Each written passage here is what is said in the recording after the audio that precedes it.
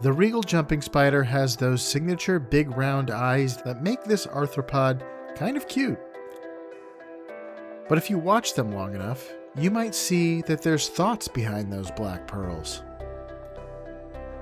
Jumping spiders have tiny brains, but why do they seem to do a lot more mental processing than other tiny arachnids? Sometimes even a spider has to think about life, death, and taxonomy.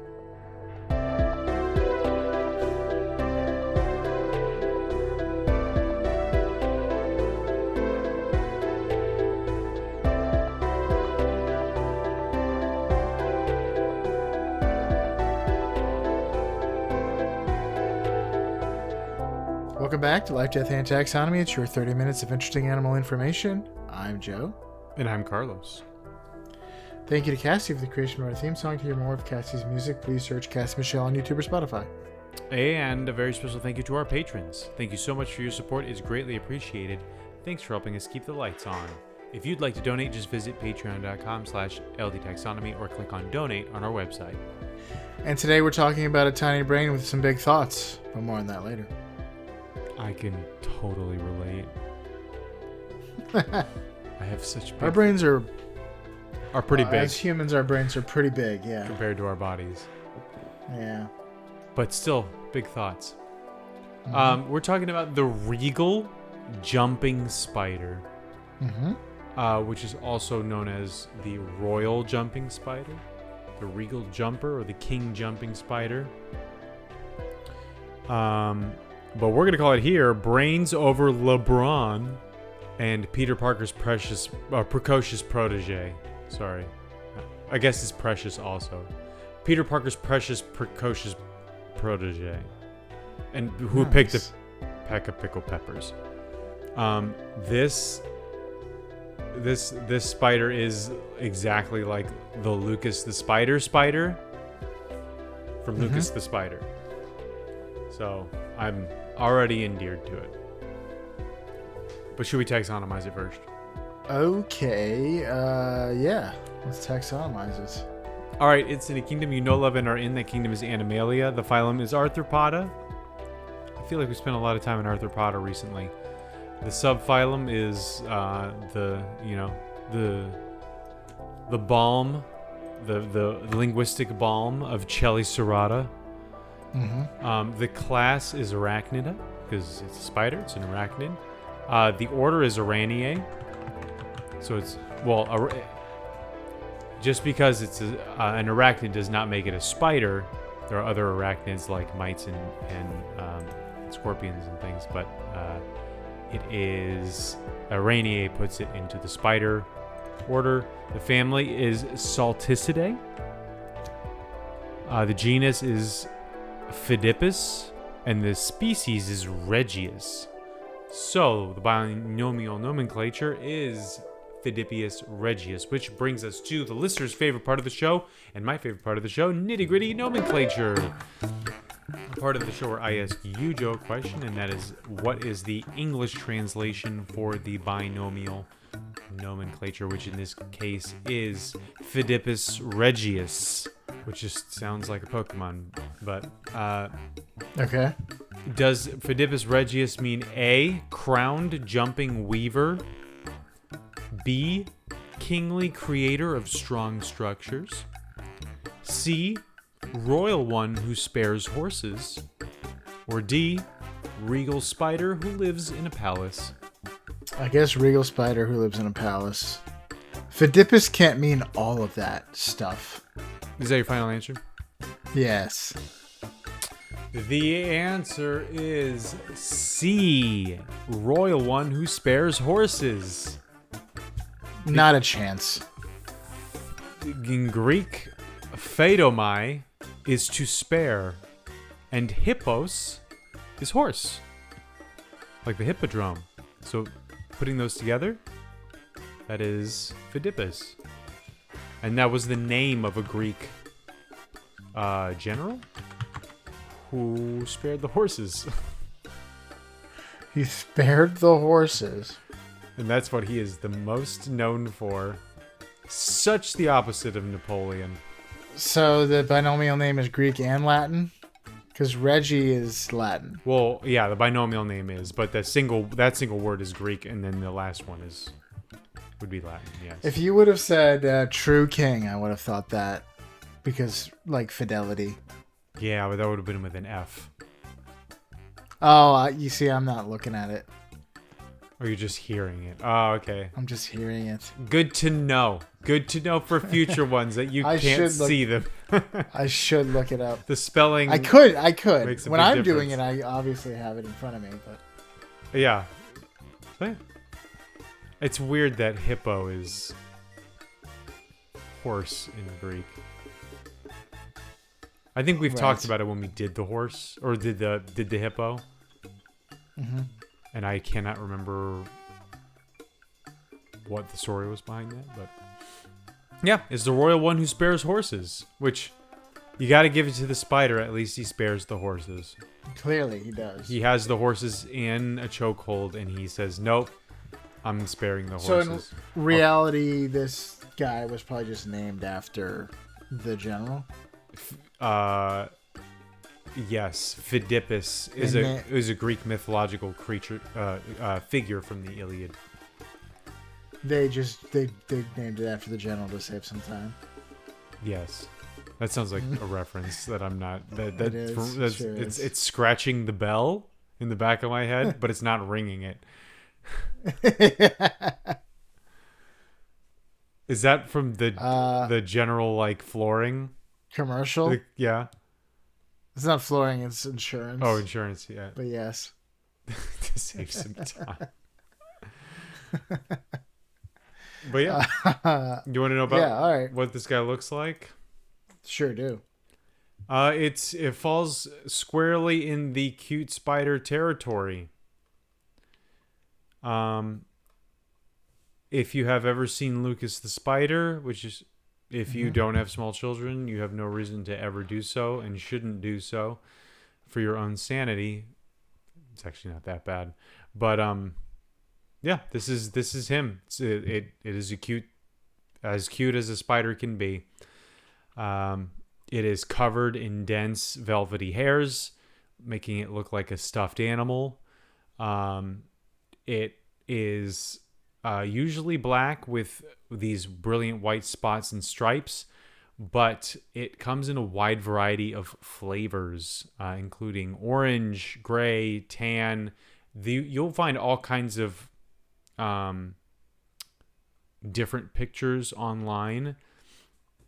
I tried to weed out which ones seemed real and which ones seemed not real, because it seems like this thing is iridescent. Like it is blue and green and bright orange and purple, and it has green eyes, and so many of these seem doctored, but the ones that seem the least doctored, with just a normal black-eyed spider, it's like a kind of a tan with orange and black markings, but very distinct kind of heart-shaped spots on its back lined with black. So it does look like it does have those hearts on its back, and it is definitely sending those hearts straight to you because it loves you. Females are often larger and chunkier, while males are more likely to have those brighter colors. They have 8 eyes because they're spiders, but the 2 front eyes are much bigger than the rest, which give it that cute look. It's like people have plushies of this kind of spider. It has thick, sturdy front legs that help it grab prey. And it doesn't build webs to capture its prey. It is a jumping spider. It is built for stalking, pouncing, strutting its stuff. He's a small boy.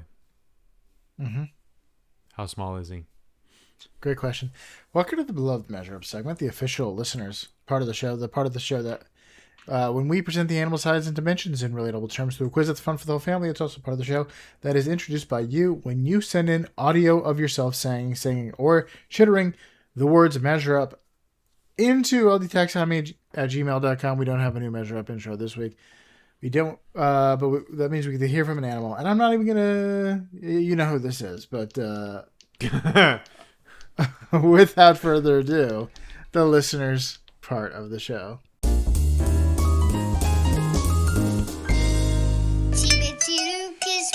Just for you, sticks, twigs, webbing, and a little glue. He says his own name there. My fight or flight kicked in right there.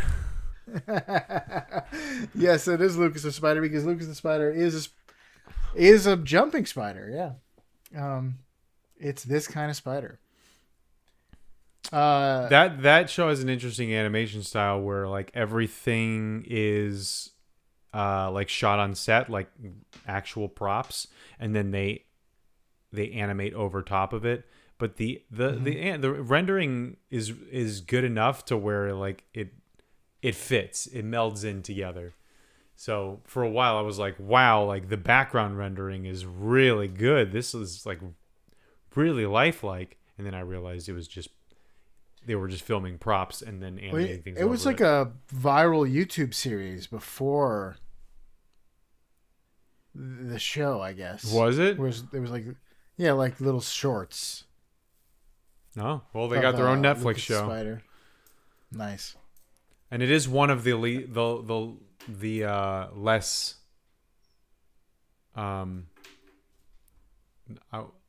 say offensive, not actually offensive, but just like more tolerable kid shows. So I'll give it to them. Does he teach you about spider things, or is it not edutainment? It is not. It kind of is. It doesn't really teach you that much about spider things. Well, edutainment, like any kid show is, where it's like, be nice to each other. Yeah, it's more that. It's not. Right. It's not so much like. Let's learn about nitty-gritty spiders.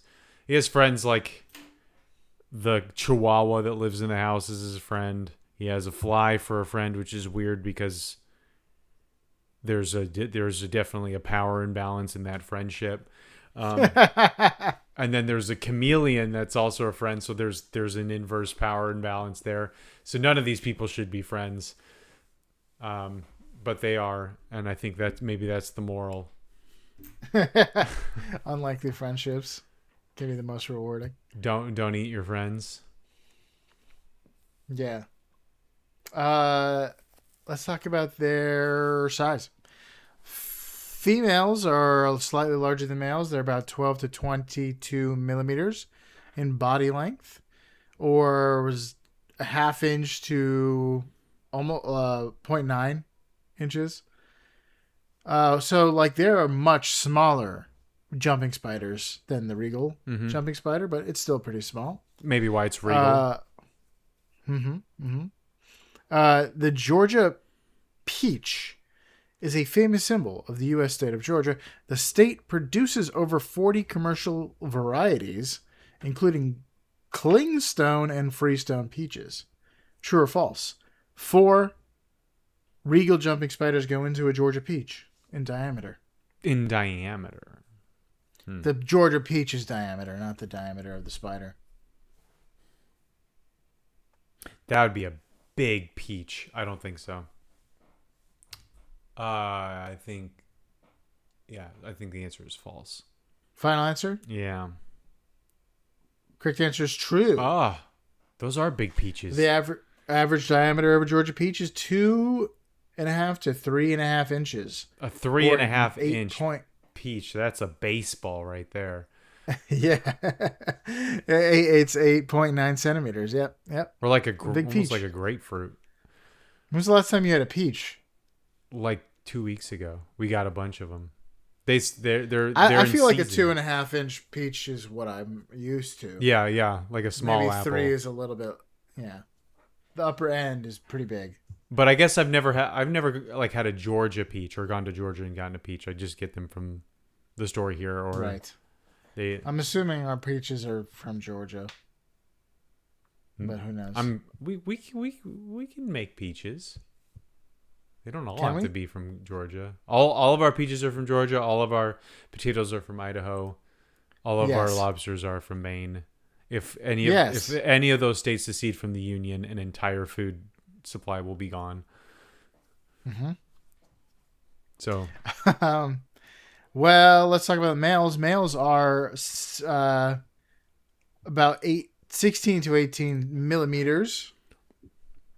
I wrote 6 to 8. Maybe it's that wide of a jump, but 6 about to 18 18 millimeters. millimeters. yeah.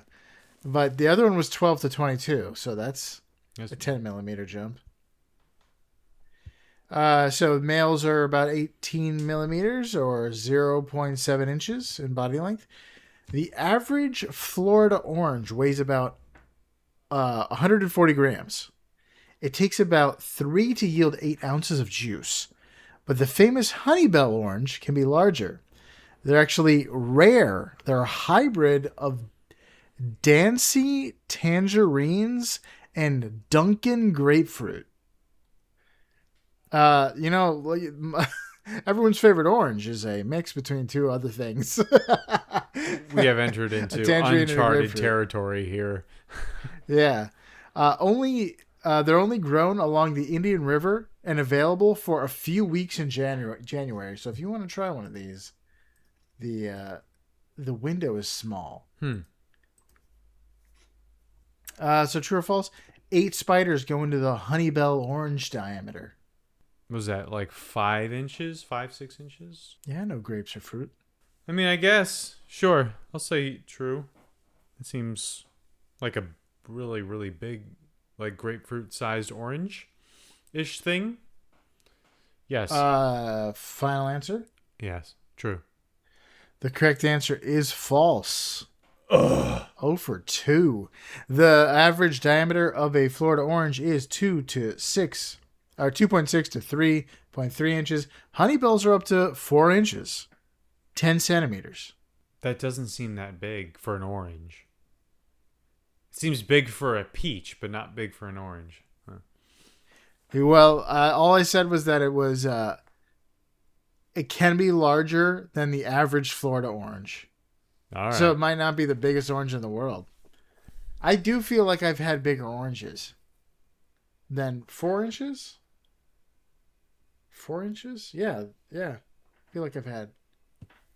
Yeah. 4 inches, not even. What's a softball in diameter?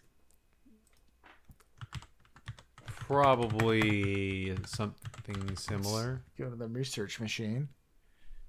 The diameter of a softball is only 3.8. Wow. Okay. Maybe the diameter of a round surface is hard to imagine. The research machine is the most steampunk way to refer to your computer. It's also the most like Adventures in Odyssey way to refer to your computer. The imagination. Come on, kids. station. Let's go to the research machine. Let's type our question into the research machine and see what answers it gives us. And you have to pull like a lever. It sounds like something Professor Farnsworth would invent. Yes, the research machine. He's a scientist. Yeah. That's okay. 0 for 2 on that. Better luck next That was time. bad. That was rough. I don't know my fruits. I don't know my very specific breeds of fruits. Have you seen the YouTube or the video of the guy who's like doing a live stream and people keep asking him if he's had a fruit, like a particular fruit, like a durian or something? And he keeps saying like, yeah, I've had every fruit. And they're like, what about like a Japanese star fruit? And he's like, yeah, man, if you're asking me if I've had a fruit, I've had it. I've had every fruit. And like he's getting increasingly frustrated that people keep asking him if he's had fruit, but he keeps making this incredible claim that people want to test out. Well, I mean, it's like you can't disprove it, right? You can ask him all Right. day, and he can just sit there and say, "I've had every fruit" until he's blue in the face, and no one can say he hasn't. But he's not like boasting. He's trying to talk about other stuff. and he's just like, oh yeah, I've had every fruit. No, and then he realized he put his foot in his mouth. He's like, am I going to out myself as a liar, or am I going to hold to this? Hold. Yes, I've had every single fruit. I even had that fruit that you're eating right now. I've had it. That exact one. I've had every fruit. No, but it just comes off as a guy who's like, why don't you believe me? He doesn't understand that this is incredible to people, and he's just like, no, I've had every fruit. If you're asking me if I've had a fruit, I've had it. No, like I haven't even had every type of fruit. I have had every fruit. That orange that you are eating, I have already eaten it. You can't eat it because it's already in my stomach. Yeah, the phrase "I've had every fruit." Impossible. Because there are, but that's all. There are unhad fruits in the world. That's true. All right. There are also poisonous fruits, like berries and stuff. So no, he's had them. I'm dubious. Let's do some fast facts before we get to the major fact. You have mentioned some southern states. This is where this regal jumping spider lives: Florida, Georgia, Alabama, Mississippi. All throughout the southeastern United States, also in the Bahamas and the Caribbean islands. The Caribbean islands. How'd they get there? It jumped. Yeah, exactly. It's a good jumper. Island hopping, literally. They like sunny areas. Obviously, they like shrubs, tree trunks, gardens, fences, sides of houses. They like to hunt in broad daylight. They eat tiny insects, flies, mosquitoes, moths, beetles, caterpillars, even other spiders, smaller spiders. Like I said, they don't spin webs. They use their better than average eyesight to stalk prey. And then they jump up to 50 times their body length with no warm-up. They just, what would 50 times my body length be? I'm basically 6 feet tall. So 6 times 50 times 6. 6 times 50. I can't even do that math in my head. I'm too tired. 300. That's correct. Yeah. It's just that would be like me jumping 300 feet. 1 football field. 1 football field in length. Almost said 3.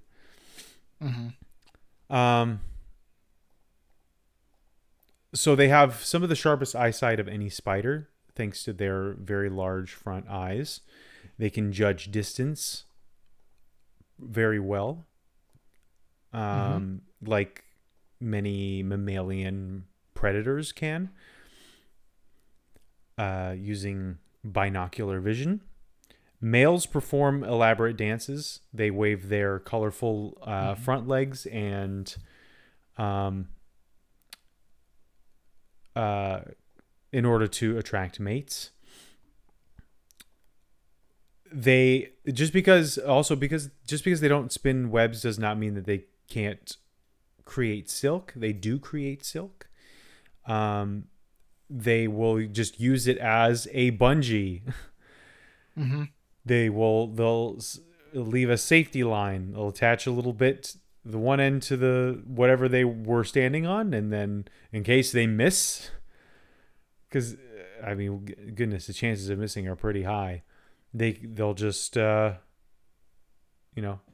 down to the bottom of their safety line and then climb back up and I guess try again.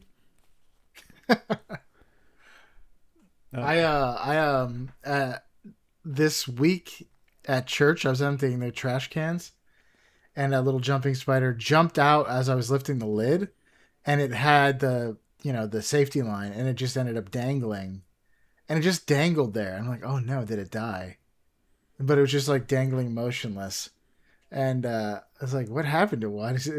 No, it's not dead, because when they die, they their hydraulics fail and their legs crawl up. Aquila. he just died of He embarrassment. was just He frustrated. was just embarrassed. Yeah. He's like, But just I left and came back and he was gone. he's like, so just kill me. This mine, you might as well. What am I gonna do? Climb up this thing and try again? I was trying to kill you. Yeah. I don't know. I could try to look those up in the ones that you see I see at least all the time. Tiny little jumping spiders like can fit on the end of your pinky. Yeah. Smaller than the end of your pinky. I saw one yesterday.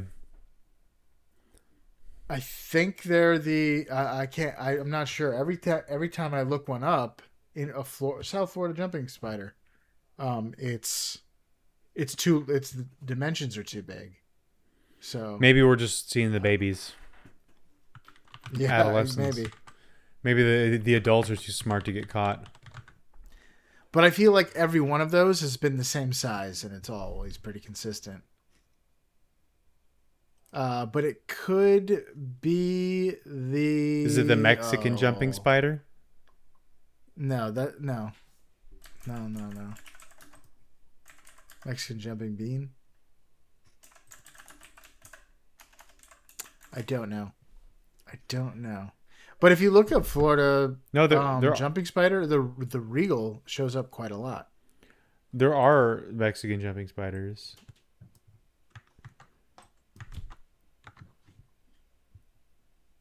Is it the gray wall jumping spider?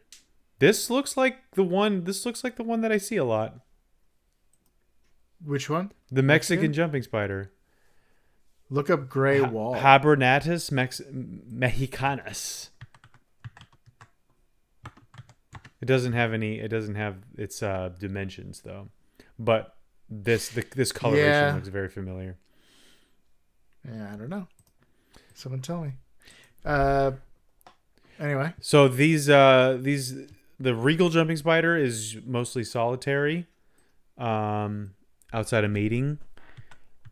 They are easy prey for lots of different animals like birds, lizards, frogs, praying mantises, bigger spiders, wasps. They usually live for about 1 to 2 years in the wild. Females tend to live longer than males. And I'll leave it at that. Okie dokie. Well, I'm obviously calling this major fact. Tiny brain, big thoughts. Jumping spiders in general, this one, but also just jumping spiders in general, seem to be much smarter than the average arthropod.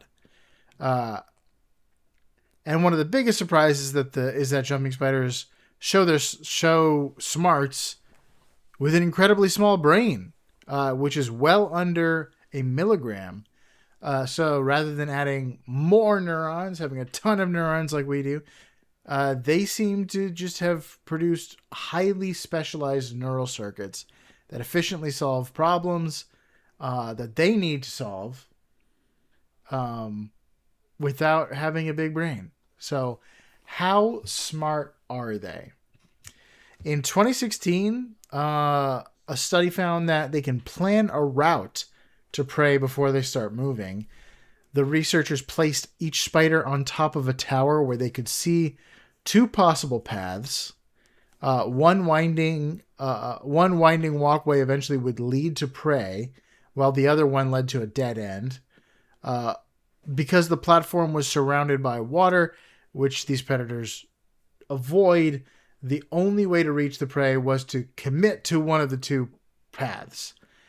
So the important part of the experiment was that once the spider left the tower, they could no longer see the prey. So they have to remember that what their goal is. And to succeed, the spider had to remember where he had seen the prey and select a correct path in advance, then come down from the tower and go to it. All 15 species, they tested 15 species, and all 15 species chose correctly more often than you would expect by chance. So like it wasn't like they weren't getting it right every single time, but it couldn't just be. It wasn't just like a flip of the coin. Somewhere between 50 and 100. Right. So in many cases, the spiders walked past the incorrect path to get to the correct one. So they're resisting the temptation to take the first available route and try it out, and just and in order to go to the correct path. So they're looking, they're using those peepers to figure out a way. Have they tried this with other spiders? Do they have a control group? I don't know if they had a control group of a non-jumping spider.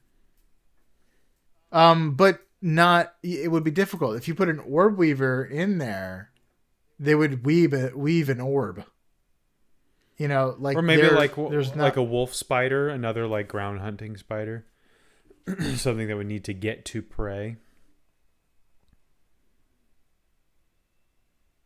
Right.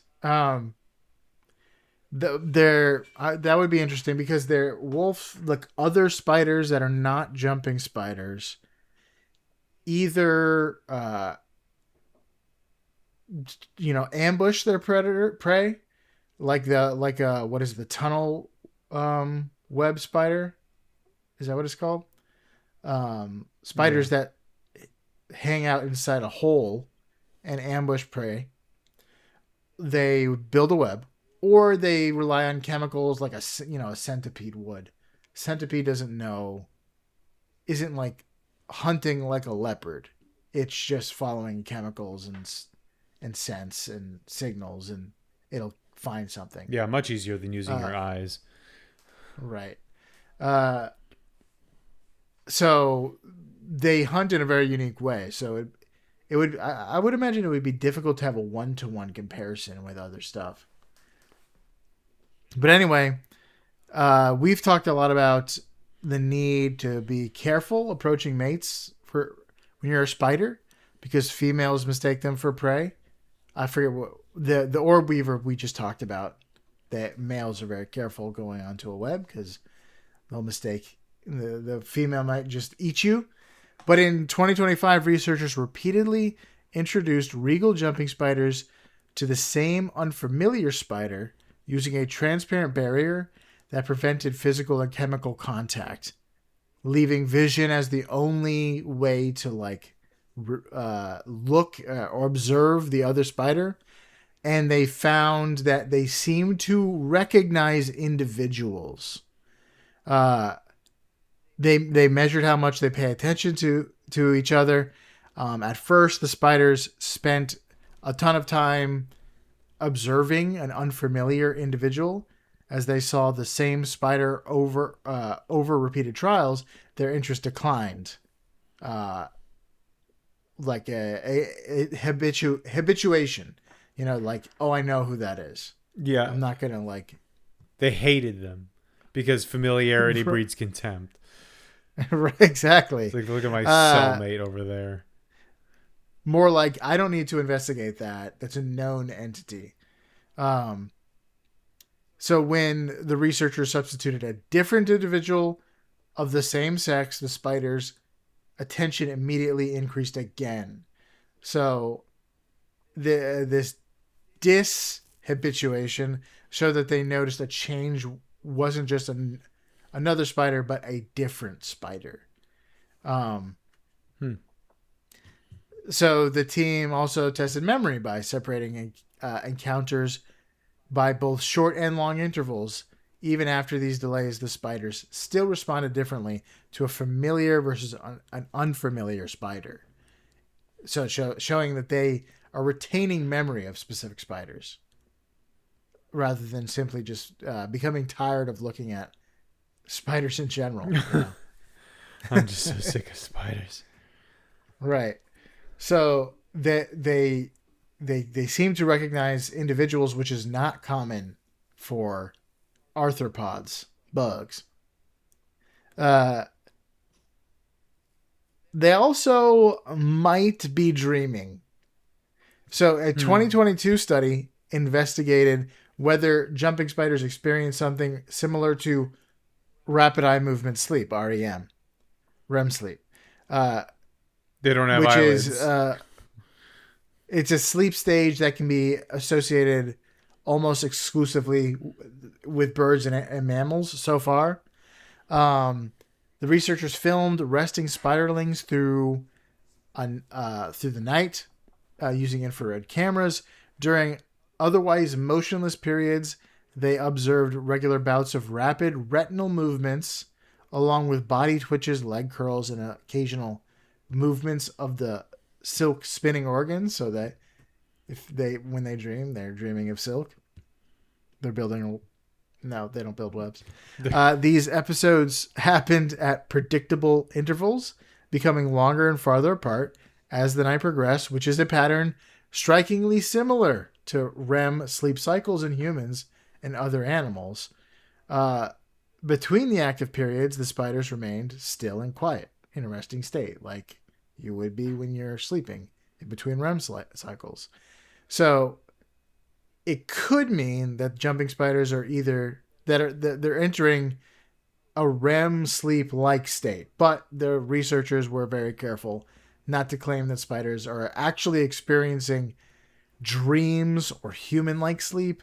But they argue that the combination of rhythmic retinal movements and coordinated muscle twitching represents a distinct phase of sleep. Like it's not just, you know, inactivity versus wakefulness. That, like us, they have phases of sleep, very similar to REM. I did not know that they could move their retinas independent of their bodies. I thought the whole point of having like literally eyes all around your head was so that you didn't have to do that. Like, you know how like cats don't. I'm fairly certain. I may be totally wrong on this, but I'm fairly certain that cats can't move their eyes, their eyes within their eye sockets. They have to move their face in order to look at different things. Interesting. I'm trying to think if I've ever seen a cat do like a walleye like a dog does. Yeah. I don't think that they can. I should probably look it up, but it must be very minimal for a spider, but movable eyes are extremely rare among arthropods, so jumping spiders provide a very unique opportunity to observe the eye movements of an arthropod. Like, you wouldn't be able to do this test with other bugs, because they can't move their eyes. But speaking of jumping spider eyes, they did another study about their vision, and it seems like they have 360 vision with those multiple eyes, and each set of eyes around the head are for a different purpose. So they're not seeing equally with all sets of eyes. Like, one of them might just be light and dark, another one might just be movement, and the front ones are for observation. got it. But also, cats can move their eyes. It's just a lot more limited than dogs or humans. Gotcha. So why are they seemingly processing more mentally than similar insects and bugs and arthropods and arachnids? Here are some possible reasons. Advanced vision, like we've been talking about, creates a demand for a bigger mental toolbox. So most spiders are ambush predators, waiting, like we said, but jumping spiders use their vision to hunt down prey. So advanced vision comes with enhanced neural processing for recognizing objects, distance estimation, and memory, and attention, and decision making. If you're moving through the jungle looking for prey, you're thinking more than you would be if you're just like following a chemical trail. I would think that the bolus spider would also have a big smarts. The one that makes a bolus out of its silk and chucks it at things. Because it has to measure distance. Because it has to like lead targets and measure distance and. Unless it's not that good at it. Maybe it only does that if they're at a certain distance. Still, like, that's... Maybe it's, like, triggered at a certain distance. That's a lot more... I guess. Like, a frog isn't necessarily all that smart. And it has to accurately pinpoint things with its tongue. Right. Another, it could be that hunting like this requires planning instead of reflexes. The detour experiment, the two-path experiment, shows that jumping spiders plan out paths specifically to reach prey. So their style of active hunting might require more decision-making.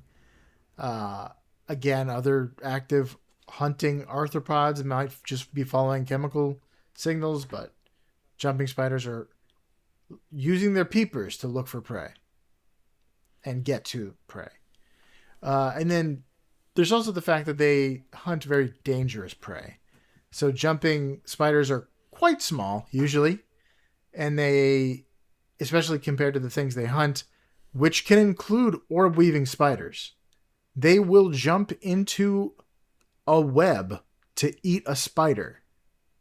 That seems like the opposite of everything you'd think any animal would decide to do, unless you're way bigger and a bird.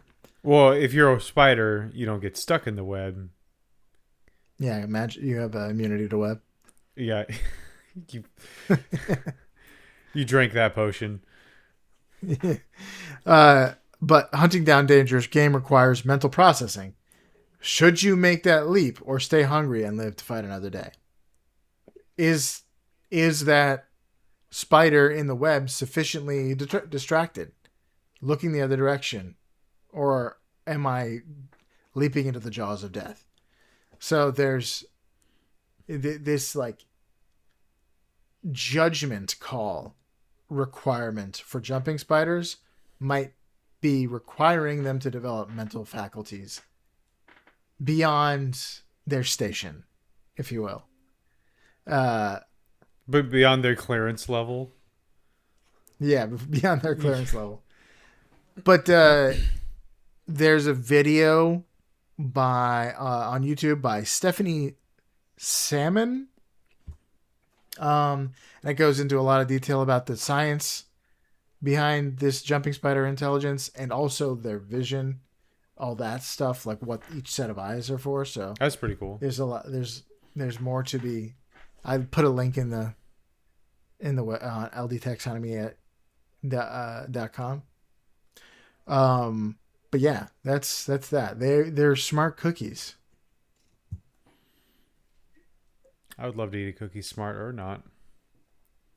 Have you ever like put your finger down like next to one of those like little jumping spiders, and it'll turn around and look at you?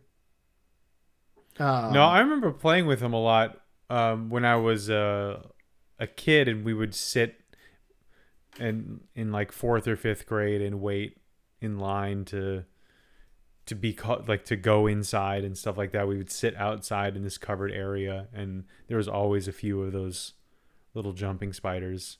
We would put them on our fingers and whatnot.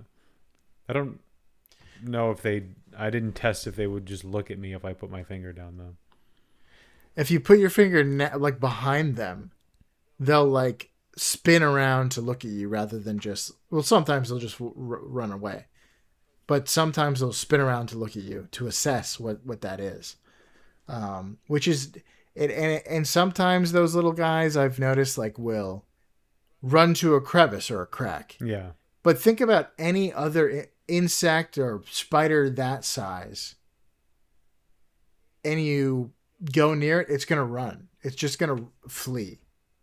It's unthinkingly remove itself. But like specifically finding a crevice or something, that's like like what a lizard would Yeah, do, or something bigger. That's what I think of a lizard. Something more, like sophisticated would do. So I guess I do think, I see it. I see experientially that they seem very different in terms of decision making. It is not very evolutionarily advantageous to turn around and look at something that has just landed behind you if you're a tiny spider. It is pretty advantageous to use that, 50 times my body length jump that you have, tucked away in your back pocket. Well, and they'll just do that too. They'll do that too, as in the case of the trash can spider that I found. Just jump, get the heck out of there. Directly into your open eyeball, if it can. I think that maybe it's because they're in hunting. They're thinking of, like, if it's sufficiently far enough away from me, I'm going to turn around and, can I eat that? Okay, no. I'm gonna assess and get the heck out of here. Hesitation is defeat in the bug world, though. Yeah. Is that all you got? That's all I got. Maybe do spiders dream of silk sheep? Of electric silk? Yeah. And the fact that they experience some like form of REM is crazy. So REM is when you're repairing neurons. So that's what some say. Others say that it's just to warm your brain up. Like it's not you dream because your brain, your body and your brain go into like it's their lowest temperature at stage 4 sleep, and then you hit REM and it warms you back up, and then you kind of start the cycle over again. But I guess it would be interesting.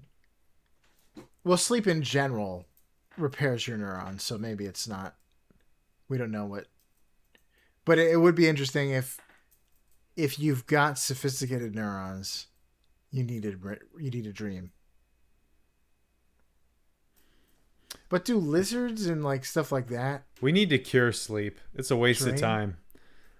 No, that's great. What are we doing with it? I mean, it feels good, but like I could get so much more done if I could just Beethoven my way through life, or Mozart, or whichever one of those like slept 2 hours a night, or Trump. Yeah, whatever. I mean, you can't say he doesn't get things done. And I guess because he sleeps less. Yeah, no matter what you think of him. He definitely gets stuff done. He's doing things. And it's all thanks to sleeping less. So we need to focus some efforts on maybe not like curing sleep, but like do I have to sleep a whole 8 hours? That's a lot of time. Every day? That's a third of your life. When you reach the ripe old age of 90, you will have spent 30 years asleep. If you slept enough. If we didn't have to sleep, though, would you have more free time, or would you have to work more? Would like your employer, would the economy be built on like maybe like 12-hour work days? Yeah, talk to a nurse. That their economy is based off 12-hour work days. True. But yeah.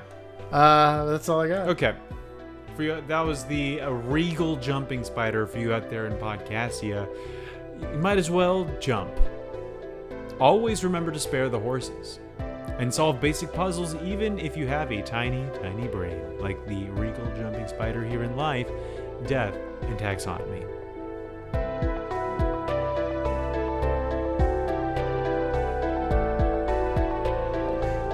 Hey Taxonomy Titans, I just want to remind you that we have a Patreon that you can find by going to ldtaxonomy.com/donate. All of our episodes are uploaded there. Sign up for free to engage with us, leave episode suggestions, or chat with other animal enthusiasts. If you find it in your heart to donate, It will help us cover some costs and continue to make the show. Plus, we'll thank you every week. Most importantly, thank you all for listening.